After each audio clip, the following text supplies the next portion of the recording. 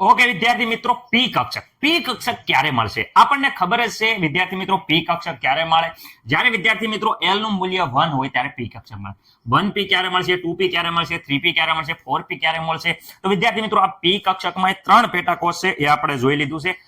Sir અમે નથી જોયું. તો વિદ્યાર્થી મિત્રો ક્યારે મળે એ પહેલા આપણે એના મુખ્ય ક્વોન્ટમ આંકના મૂલ્યો ઉપરથી જોઈ લઈએ, પછી આપણે આમાં ડિટેલમાં જોઈ લઈએ. ઓકે, અહીંયા જોઈ શકો છો કે એલ ના મૂલ્ય ઉપરથી વિદ્યાર્થી મિત્રો એન ના મૂલ્ય ઉપરથી એલ નું મૂલ્ય મળે છે. ઓકે સર, અમને આ સૂત્ર તો કેદુનું આવડે છે. તમે સર ડાયરેક્ટ એન ના મૂલ્ય મૂકો એટલે અમે કહી દઈશું કે મળશે કે નહીં. ચલો n બરાબર 1, n બરાબર 2, n બરાબર 3. તો ચલો અહીંયા પણ હું વિદ્યાર્થી મિત્રો લખી નાખું છું. શું લખું છું? માનો કે હાલો n બરાબર વિદ્યાર્થી મિત્રો અહીંયા લખું છું 1. રેડી? અહીંયા લખું છું n બરાબર વિદ્યાર્થી મિત્રો 2 અને n બરાબર 3. ઓકે સર, જ્યારે વિદ્યાર્થી મિત્રો તમને ખબર છે કે n બરાબર અહીંયા 1 હોય તો 1 માંથી 1 જાય તો l નું મૂલ્ય માત્ર 0 મળે છે. આ સૂત્ર પ્રમાણે જોઈશો કે 1 - 1 તો માત્ર ને માત્ર 0 જ વધે છે, એટલે આ સૂત્ર પ્રમાણે l નું મૂલ્ય માત્ર 0 મળે છે. અહીંયા 2 છે તો વિદ્યાર્થી મિત્રો 0 થી લઈ અને 1 આ અહીંયા આવશે. રેડી સર, અમને ખબર છે. 3 હોય તો 0, 1, 2 આ વચ્ચે આ સૂત્રનો ઉપયોગ કરજો એટલે તમને આ 3 મૂલ્ય મળશે. રેડી? 3 માંથી 1 જાય તો 2, 0 થી લઈને 2 સુધી, 0 થી લઈને 2 સુધી. ઓકે, આ પ્રમાણે ml ના મૂલ્ય મળે છે. ઓકે સર, એ વાત તો અમને કન્ફર્મ, આ તો અમને આવડે જ છે. કંઈક નવું કયો તો વિદ્યાર્થી મિત્રો નવીનમાં આ વસ્તુ જોઈ લો. એલ નું મૂલ્ય જ્યારે 0 હોય ત્યારે એસ કક્ષક. સર એ તો ખબર છે. અહીંયા વિદ્યાર્થી મિત્રો એલ નું મૂલ્ય જ્યારે 1 હોય ત્યારે પી કક્ષક. એલ નું મૂલ્ય જ્યારે 2 હોય ત્યારે વિદ્યાર્થી મિત્રો કઈ કક્ષક થાય? ડી કક્ષક. એલ નું મૂલ્ય જ્યારે 3 હોય ત્યારે એફ કક્ષક. આપણે પી કક્ષક ની વાત કરે છે તો એલ નું મૂલ્ય 1 હોવું જોઈએ. ખાસ યાદ રાખજો, જ્યારે 1 મૂલ્ય હોય તો જ પી કક્ષક મળે, નકર પી કક્ષક મળશે નહીં. સર આમાં ક્યાં ક્યાં 1 છે તમે દેખાડો જ ખરા, અમને કયો જ ખરા ક્યાં ક્યાં 1 છે? તો વિદ્યાર્થી મિત્રો અહીંયા ધ્યાનથી જુઓ, આ 1 છે કે નહીં 1? તો વિદ્યાર્થી મિત્રો અહીંયા 1 છે. હા સર 1 છે. તો 1 હોય તો વિદ્યાર્થી મિત્રો અહીંયા પી કક્ષક મળશે, કારણ કે એલ બરાબર જ્યારે 1 હોય તો પી કક્ષક મળે. ઓકે, આમાં જ્યારે જુઓ તો આમાં પણ 1 દેખાય છે બધાને? હા સર, અમને તો દેખાય છે ક્લિયર કે અહીંયા 1 છે તો પી કક્ષક મળશે. પરંતુ વિદ્યાર્થી મિત્રો અહીંયા માત્ર ને માત્ર 0 છે. અહીંયા આપણને 1 દેખાતું નથી, 1 દેખાતું નથી. રેડી? 1 ન દેખાય તો વિદ્યાર્થી મિત્રો ખાસ યાદ રાખજો કે પી કક્ષક મળશે નહીં. હું નહીં મળે? પી કક્ષક મળશે નહીં. ઓકે, એનો મતલબ કે અહીંયા n બરાબર 1 લીધું, અત્યારે જો સાંભળો અહીંયા n બરાબર 3 લીધું ત્યારે વિદ્યાર્થી મિત્રો l બરાબર 1 હતા. ઓકે, જ્યારે વિદ્યાર્થી મિત્રો n બરાબર 2 લીધું ત્યારે વિદ્યાર્થી મિત્રો l બરાબર 1 હતા. પરંતુ n બરાબર જ્યારે આપણે 1 લીધું ત્યારે અહીંયા l બરાબર વિદ્યાર્થી મિત્રો 1 નતા. સર અમે નતા, વાત સાચી છે તમારી. અહીંયા વિદ્યાર્થી મિત્રો l બરાબર હું કહું છું 1 નતા. ઓકે, અહીંયા નતા એમ કહું છું. ઓકે સર, અમને ખબર પડી ગઈ નતા. એનો મતલબ એમ થાય છે વિદ્યાર્થી મિત્રો, ખાસ યાદ રાખો, અહીંયા કક્ષકો લખવાની થાય તો અહીંયા લખો. હાલો, l બરાબર વિદ્યાર્થી મિત્રો અહીંયા કક્ષક લખ્યું હોય તો n બરાબર 3. ઓકે 3. l બરાબર 1 તો પી કક્ષક 3p કક્ષક બનશે. ઓકે સર, અહીંયા જો n બરાબર 2. Okay sir 2. અહીંયા વિદ્યાર્થી મિત્રો l બરાબર 1 તો 1 એટલે સર l નું મૂલ્ય 1 એટલે પી કક્ષક. રેડી? અહીંયા જોઈ શકો છો 1. ઓકે, પણ l બરાબર 1 નથી મળતો. એનો મતલબ કે 1p કક્ષક મળશે નહીં. કેમ? કારણ કે અહીંયા l બરાબર 1 આવતો નથી. રેડી? અહીંયા વિદ્યાર્થી મિત્રો l બરાબર જોઈ શકો છો l બરાબર 1 વેલ્યુ મળતી નથી. જ્યારે n બરાબર વિદ્યાર્થી મિત્રો ખાસ યાદ રાખજો, n બરાબર જ્યારે હું હોય વિદ્યાર્થી મિત્રો 1 હોય તો l નું મૂલ્ય માત્ર ને માત્ર 0 મળે છે. રેડી? અહીંયા મૂલ્ય 1 મળતું નથી, આવું કારણ આપવાનું.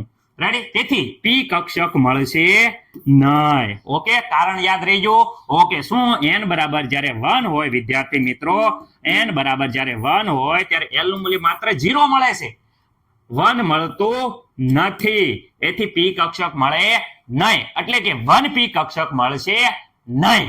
કારણ યાદ રહી ગયું, ખાસ ઇમ્પોર્ટન્ટ છે અને પરીક્ષામાં પૂછાય છે એટલે આટલું હું માથાકૂટ કરું છું. ઓકે સર, અમને યાદ રહી ગયું.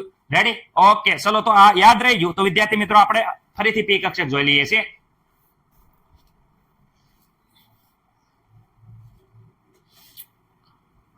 પી કક્ષકમાં વિદ્યાર્થી મિત્રો આપણે જોયું શું જોયું તો વિદ્યાર્થી મિત્રો 1p ની વાત કરે ત્યારે વિદ્યાર્થી મિત્રો અહીંયા ધ્યાન રાખજો ચલો કલર થોડો બદલી નાખું છું અહીંયા 1p ની વાત કરે તો વિદ્યાર્થી મિત્રો n બરાબર જ્યારે 1 હોય ઓકે અહીંયા 2p ની વાત કરે એનો મતલબ કે n બરાબર જ્યારે 2 હોય n બરાબર 1 હોય ત્યારે l નું મૂલ્ય ક્યારે પણ વિદ્યાર્થી મિત્રો 1 મળશે નહીં n બરાબર 1 હોય ત્યારે l નું મૂલ્ય માત્ર ને માત્ર 0 મળે એનો મતલબ કે એમ થાય છે કે l નું મૂલ્ય અહીંયા 1 મળશે નહીં જ્યારે 1 ના મળે ત્યારે વિદ્યાર્થી મિત્રો તમને ખબર છે કે અહીંયા 1p કક્ષક ક્યારે પણ મળશે નહીં ઓકે આ 1p કક્ષક છે એ મળશે નહીં ઓકે સર અમને ખાસ યાદ રહી ગયું 2 ની વાત કરે 2 હોય ત્યારે વિદ્યાર્થી મિત્રો અહીંયા l બરાબર વિદ્યાર્થી મિત્રો 1 મળે છે એનો મતલબ એમ થાય છે કે 2p વિદ્યાર્થી મિત્રો n બરાબર 2 અને l બરાબર 1 હોય ત્યારે મળે 3p ક્યારે મળે તો વિદ્યાર્થી મિત્રો n બરાબર જ્યારે આપણે 3 કરીએ અને l બરાબર વિદ્યાર્થી મિત્રો 1 એટલે p કક્ષક મળે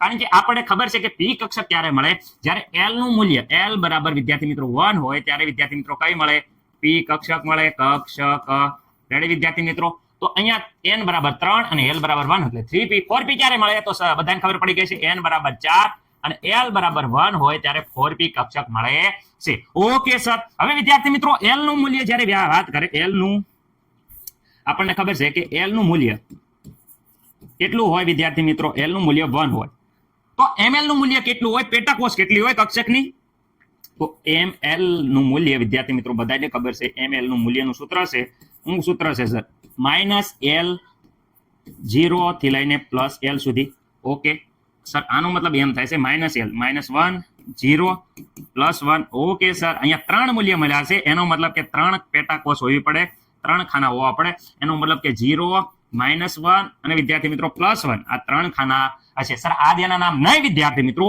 અહીંયા આ કક્ષક છે એને px કક્ષક કહેવાય છે આને py કક્ષક કહેવાય છે આને pz કક્ષક કહેવાય છે p કક્ષકમાં 3 પેટાકોષો પહેલી px py pz આમાં વાંધો નહીં આવે કોઈને ઓકે સર દોરવાની કઈ રીતે તો વિદ્યાર્થી મિત્રો જ્યારે પણ હું તમને કહું છું ખાસ યાદ રાખજો x કક્ષક દોરો તો x ની આજુબાજુ વિદ્યાર્થી મિત્રો બે ગોળાકાર પિંડ દોરવામાં આવે એટલે px કક્ષક ઓકે સર અમને યાદ રહી ગયું ઓકે py કક્ષક દોરો તમે ધ્યાનથી જુઓ તો આ y કક્ષક છે y અક્ષ છે y અક્ષની બંને બાજુ ગોળાકાર બંને સમતલમાં ગોળાકાર એવી રીતે પિંડ દોરવામાં આવે તો વિદ્યાર્થી મિત્રો આ થઈ જાય છે py ઓકે સર pz ની વાત કરે તો z આ જોઈ શકો છો z છે એને બંને બાજુ સમતલમાં ગોળાકાર પિંડ દોરવામાં આવે છે તેને વિદ્યાર્થી મિત્રો 2pz કહેવાય છે વ્યવસ્થિત રીતે 3D માં મેં અહીંયા ઉપર આકૃતિ મૂકી છે 3D આકાર છે ઓકે સર અમને આવડી જશે રેડી અમને કઈ પ્રોબ્લેમ નથી વિદ્યાર્થી મિત્રો બંને આ પિંડ જ્યાં મળે છે ત્યાં વિદ્યાર્થી મિત્રો ઇલેક્ટ્રોન મળવાની જ્યાં આ પિંડ મળે છે ત્યાં વિદ્યાર્થી મિત્રો ઇલેક્ટ્રોન મળવાની સંભાવના છે એ વિદ્યાર્થી મિત્રો શું હોય છે શૂન્ય હોય છે શું હોય છે ઇલેક્ટ્રોન મળવાની જે સંભાવના હોય એ વિદ્યાર્થી મિત્રો શું હોય છે શૂન્ય હોય છે બંને જ્યાં પિંડ મળે છે ત્યાં સર આ px py pz એની ઉર્જા અલગ અલગ છે px ની વધારે py ની ઓછી એવી રીતે પેટાકોષ છે એ પેટાકોષની જે ઉર્જા છે એ અલગ અલગ છે એવો અમારો સવાલ થાય નહીં વિદ્યાર્થી મિત્રો હું તમને કહી દઉં છું કે px p કક્ષકમાં જે px છે py છે pz છે વિદ્યાર્થી મિત્રો એ ત્રણેય સમાન શક્તિ ધરાવે છે કેવી ધરાવે છે સમાન શક્તિ અને આકાર પણ વિદ્યાર્થી મિત્રો આના સમાન હોય છે જોઈ શકો છો ખાલી અક્ષક બદલે કક્ષક અહીંયા જુઓ y અક્ષ છે અહીંયા વિદ્યાર્થી મિત્રો z અક્ષ છે એવી રીતે અક્ષ બદલે છે બાકી ત્રણેયનો આકાર અને શક્તિ સમાન હોય છે ઓકે સર એ વાત તો ખબર પડી ગઈ પરંતુ સર અમે એવું કહીએ છીએ કે જે આ છે px તમે કીધું રેડી બરાબર py બરાબર pz ઓકે આ સમાન શક્તિ છે કેવું હોય છે વિદ્યાર્થી મિત્રો સમાન શક્તિ હોય સમાન